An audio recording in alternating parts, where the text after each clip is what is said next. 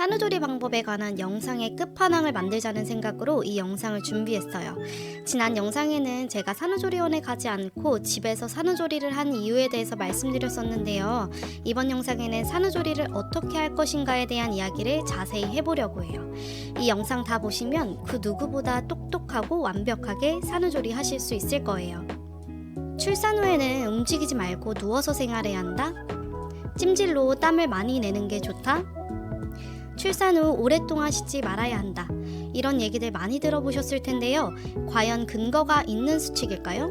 요즘 보면 할머니 때부터 내려오는 전통적인 산후조리 방법과 또 현대적인 산후조리 방법이 혼재해 있다 보니 산후조리를 도대체 어떤 식으로 해야 할지 고민하시는 분들이 많으신 것 같아요. 제가 그 고민을 싹 덜어드리기 위해서 한 달이라는 시간 동안 여러 책과 자료를 살펴보면서 의학적으로 근거가 충분하면서도 합리적인 산후조리 방법을 이 영상에 정리해봤어요. 특히 제가 첫째 아이 출산 당시 이 산후조리 100일의 기적이라는 책을 많이 참고했었는데요. 제가 읽어본 산후조리 책 중에서 이 책이 제일 베스트였던 것 같아서 이 영상에도 이 책에 있는 내용을 많이 담아봤습니다. 영상의 길이가 길어져서 두 편에 나눠서 설명드려야 할 것 같은데요. 제가 한 달간 열심히 자료 조사해서 알짜배기 정보들만 추린 거니 꼭 끝까지 시청 부탁드릴게요. 일단 본격적으로 말씀드리기에 앞서 제가 산후조리 방법에 관한 여러 자료를 살펴볼 때 중점적으로 본 게 자료에서 공통적으로 중요하다고 말하는 산후조리 방법이 뭘까와 의학적인 또는 그에 준하는 합리적인 근거가 있는가 였거든요. 이 두 가지를 모두 만족시키는 산후조리 방법에 대해서 총 4가지 큰 카테고리로 설명을 드려보려고 해요. 산후조리의 핵심이기도 한 4가지 카테고리는 바로 움직이기, 잘 먹기, 푹 쉬기, 따뜻하게 하기입니다. 이 외에도 여러분들이 궁금해하실 만한 내용에 대해서도 기타 꿀팁으로 정리해서 말씀드려 볼게요. 영상 끝에는 3개월간의 저의 구체적인 산후조리 스케줄 계획도 같이 담아봤기 때문에 본인만의 산후조리 계획을 세우실 때 실질적인 도움이 되실 거라 생각합니다. 1번부터 3번까지는 이 1편 영상에서 4번부터 6번까지는 2편 영상에서 자세히 설명드릴게요. 두 편 영상 다 보시는데 20-30분 투자하셔서 평생 건강 챙기시는데 도움 받으시길 바랄게요. 시작하겠습니다. 첫 번째로 움직이기와 관련된 산후조리 방법입니다. 여러분, 제가 문제 하나 내볼게요. OX로 답해보세요. 산후조리 기간 내내 아무것도 하지 말고 누워 있어야 몸이 잘 회복된다. OX? 답변해 보셨나요? 정답은 X입니다. 출산 후에는 무조건 눕눕해야 한다는 말 많이 들으실 텐데요. 이거는 정말 잘못된 정보입니다. 출산 후 누워만 지낼 경우 오히려 몸의 회복을 더디게 할 뿐만 아니라 몸에서 빠져나가야 할 오로와 같은 분비물을 원활하게 배출하지 못할 수 있어요. 또한 오랫동안 누워만 있으면 근육량과 근력이 줄어들면서 이게 체력과 면역력의 약화로 이어질 수 있기 때문에 출산 후에는 조금씩 강도를 높여가면서 움직임을 늘려야 합니다. 움직이기와 관련해서 제일 중요한 키워드는 바로 걷기예요. 제가 모든 산후조리 방법 중에 가장 첫 번째로 걷기에 대해서 말씀드리는 이유는 가장 중요하고 산후조리에 있어서 가장 최고의 운동이기 때문이에요. 출산 후 걷기 운동과 관련해서 다양한 이점에 대해서 설명하라면 영상 한 편을 뽑을 수 있을 정도로 너무 많지만 몇 가지만 말씀을 드리자면 걷기를 통해서 오로의 배출을 원활하게 하고 자궁수축을 도와 회복을 촉진시키고요. 또 방광의 기능과 장 운동을 빨리 회복시킬 뿐만 아니라 출산 후 늘어난 복부와 골반 근육의 수축력이 증가되고 뼈의 약화를 막아 골다공증을 예방하는 데 도움이 됩니다. 이 이로운 걷기 운동 언제부터 시작해야 할지 궁금하실 텐데요. 일반적으로 제왕절개의 경우 출산 다음 날부터, 자연분만은 출산 당일부터 걷는 게 가능하지만 산모의 몸 상태가 다 다르기 때문에 의사 선생님과 상의하시고 움직이시는 걸 추천드립니다. 다음으로 움직임과 관련된 중요한 키워드로는 운동 강도에 대한 이야기인데요. 산후 운동에서 가장 중요한 두 가지는 첫째, 운동의 강도를 1부터 100까지 서서히 올려나간다는 것과 둘째, 운동 시 통증과 피로감이 있을 경우 무조건 쉬는 게 좋다는 거예요.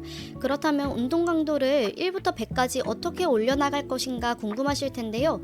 이건 산후 몸 상태, 회복 속도, 통증 정도에 따라 천차만별이기도 하고 또 임신 전후 꾸준히 운동을 했느냐 안 했느냐에 따라서도 매우 다르기 때문에 이런 모든 요소들을 종합적으로 고려해서 몸에 무리가 가지 않는 선에서 천천히 올려주셔야 합니다. 일반적으로 출산 후 대략 한 달간은 가벼운 걷기 운동과 스트레칭 정도로 몸을 풀어주고 이후 케겔 운동, 산후체조, 교정 운동과 같은 몸에 무리가 가지 않는 운동을 하면서 천천히 운동 강도를 늘려나갑니다. 특히 케겔 운동은 골반 근육을 튼튼하게 하고 요실금을 예방하는 데 도움이 되기 때문에 꾸준히 해주시는 게 좋습니다. 출산 후 최소 6주 동안은 뛰는 운동을 피하고 복부나 허리를 과하게 비트는 동작도 피하는 게 좋고요. 출산 후 3개월부터는 조깅과 같은 유산소 운동과 근력 운동이 본격적으로 가능해지지만 말씀드렸다시피 본인의 몸 상태에 따라 운동의 종류와 강도를 결정하시면 되겠습니다.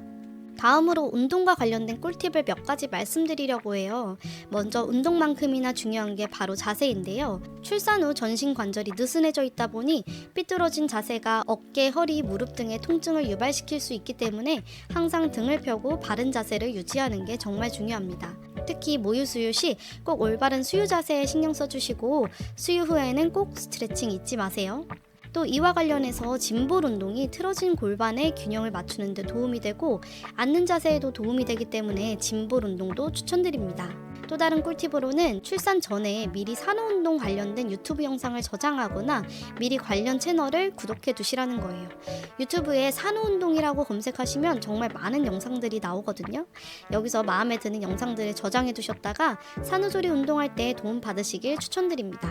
두 번째로 잘 먹기와 관련된 산후조리 방법에 대해서 말씀드릴게요. 먼저 식단 관리와 관련해서 산후 식단 관리는 사실 임신 때의 식단 관리와 다르지 않다고 생각하시면 됩니다.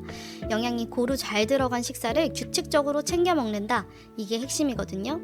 기름을 이용해 튀기거나 부치는 것 대신에 찌거나 삶는 담백한 조리법을 이용하시는 게 좋고요. 특히 산모는 땀과 소변량이 많기 때문에 충분히 수분 섭취하시기를 권해드립니다. 산모에게 특히 중요한 철분 섭취는 시금치, 육류, 생선 등을 통해서 섭취하시고요.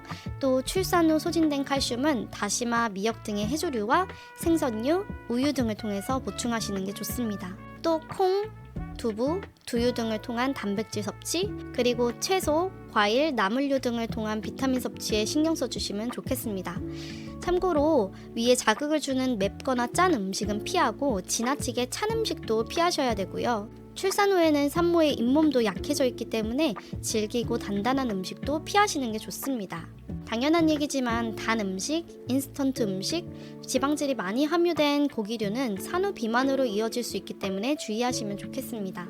다음으로 산후 보양식에 대해서 말씀드려야 할 것 같은데요. 출산 후 고단백 보양식을 중시하는 문화가 여전히 존재하는 것 같아요. 특히 흑염소, 족발, 잉어즙, 장어탕 등 평소 먹지 않던 음식도 출산 후에 드시는 경우도 종종 있는 것 같아요. 사실 먹을 것이 부족했던 과거 시절에는 이런 보양식이나 고단백 고영양식이 필요했을 수 있지만 지금과 같이 영양 과잉, 고칼로리 시대에는 전혀 맞지 않는 이야기입니다. 오히려 무엇을 먹을까 보다는 무엇을 먹지 말까를 고민하시는 게 지금 시대에 맞거든요. 고단백 음식은 유선을 막히게 할 수도 있고 칼슘의 흡수를 방해하기도 하며 심지어 산후비만과도 직결되기 때문에 담백한 음식을 골고루 드시는 게 더 바람직합니다. 다음으로 미역국에 대해서 설명드릴게요. 여전히 출산 후에 미역국으로 삼시세끼 몇 날 며칠을 드시는 분들 참 많으신데요. 자료조사해보니 정말 미역국이 산모에게 너무 좋은 음식이 맞더라고요. 미역국은 자궁수축과 독소 배출에 도움이 될 뿐만 아니라 출산 후로 손실된 칼슘을 보충하는 데 도움을 주는 등 이점들이 정말 많아요. 하지만 뭐든 과하면 문제잖아요. 미역국만 줄기차게 먹다 보면 산모도 지겨워질 뿐만 아니라 영양상으로도 불균형을 초래하게 됩니다. 미역국을 지나치게 많이 먹을 경우 요오드 과다 섭취 문제가 발생할 수 있는데 특히 갑상선 질환을 앓고 있는 산모의 경우 특히 주의를 해야 합니다. 따라서 미역국만 계속 먹기보다는 된장국이나 배추국, 콩나물국, 시금치국 등 국의 종류를 다양하게 해서 여러 음식을 고루 섭취하는 것이 더 바람직하겠습니다. 마지막으로 잘 먹기와 관련된 꿀팁을 하나 드리자면 바로 반찬 배달 서비스를 이용해 보시라는 거예요. 제가 지금까지 산모가 어떻게 식단 관리를 해야 할지 쭉 말씀을 드렸는데 막상 산후조리 할 때 되면 본인 몸 돌보랴 애 돌보랴 정신이 하나도 없어서 식단 관리에 소홀해지기 마련이거든요. 그러다 보면 아무래도 배달 음식이라든가 포장 음식에 의존하게 되고 또 아시다시피 이런 외부 음식은 자극적이거나 고칼로리인 경우가 많아서 산후 식단 관리에 추천드리기 어렵거든요. 만약에 만약에 산후식단도 챙겨주시는 산후관리사 서비스를 이용하고 계신다거나 아니면 친정이나 시댁으로부터 국가 반찬을 공수하실 수 있다면 상관없겠지만, 그게 아니라면 지역 내 반찬 배달 업체나 집 근처 반찬 가게를 이용하시는 게 정말 도움이 많이 되실 거예요. 지역마다 국내산 좋은 식재료로 담백하게 잘 조리하는 업체들이 있기 마련이거든요. 아기 태어나기 전에 미리 알아보셔서 바쁜 산후조리 시기 최소 3개월만이라도 반찬 배달 이용하시면 식단 관리와 산후휴식에 큰 도움이 되실 것 같아요. 세 번째로 푹 쉬기와 관련된 산후조리 방법에 대해서 말씀드릴게요. 앞서 운동 강도를 점점 늘리라고 했다고 해서 충분한 휴식을 소홀히 해서는 안 돼요. 출산으로 인해 산모의 관절과 근육은 약해질 대로 약해진 상태이기 때문에 움직임의 양과 휴식량을 잘 조절해 나가야 하거든요. 사실 잘 쉬기 위해서 가장 중요한 게 외부의 도움을 꼭 받으셔야 한다는 거예요. 남편 또는 친정시댁 식구의 도움이라든가, 만약에 사정상 가족의 도움을 받기가 어려운 경우에는 적어도 산후도우미의 도움을 꼭 받으시길 권해드립니다. 산후도우미의 경우 나라에서 일정 금액 지원해주는 제도가 있기 때문에 출산 전에 미리 알아보시기 바랄게요. 다음으로 몸의 회복과 밀접한 관련이 있는 수면에 대해서 말씀드려야 할 것 같은데요. 보통 아기가 3개월 전후로 새벽 수유가 점차 없어지기 때문에 그 전까지는 보통 부모가 수면 부족에 시달리기 마련이에요. 장기간 수면 부족에 시달리게 되면 몸의 회복이 그만큼 느려지고 심지어는 산후 우울증의 원인이 될 수 있기 때문에 앞서 말씀드렸다시피 외부 도움을 통해 산모가 산후조리 기간만큼은 적절한 수면을 할 수 있도록 방법을 미리 강구하시기를 권해드립니다. 이와 관련해서 산후조리 시 집안일 이슈에 대해서 생각하지 않을 수가 없는데요. 사실 출산 후 일주일 정도 지나면 간단히 밥상을 차리거나 세탁기를 돌리는 등의 가벼운 집안일은 조금씩 시작하실 수 있습니다.